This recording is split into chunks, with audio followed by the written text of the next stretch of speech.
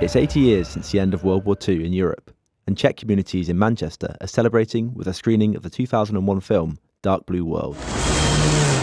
The film tells the story of the Czech pilots who fled to the UK to fly for the RAF after the Sudetenland in western Czechoslovakia was surrendered to the Nazis in 1938. The event was organised by the Czech Consulate and Czech school and community in Manchester. It is also topical. 8 years from World War II, we have another big conflict in Europe. Apart from, remembering those who fought so bravely, it is also very topical to sort of remind oneself how much freedom can be worth. The story is largely based on the experience of František Fajstel. After the war, many of the pilots were imprisoned by the communist government. His daughter told me what the film meant to him.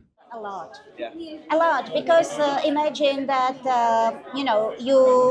you fight for the freedom of your country and the communists will put you to prison.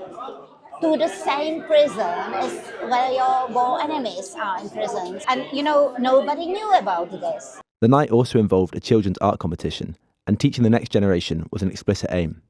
With American proposals for peace in Ukraine involving international recognition of Crimea as Russian, some Czechs are worried the lessons from their history are being forgotten. I did align what happened in Munich in 1938 to what's happening now when I teach the oldest children at school, because there are definitely parallels in there.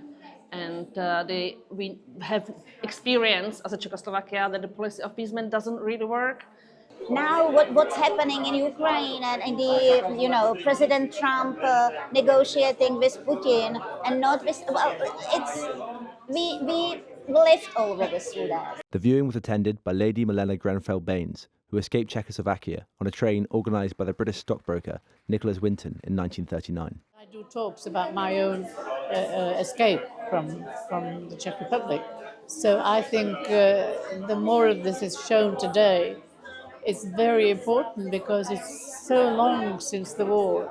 There will be many of us around very soon that young people learn what it was all about. This Monday, Jitka Resna returned to a field in France where her father had crashed during the war.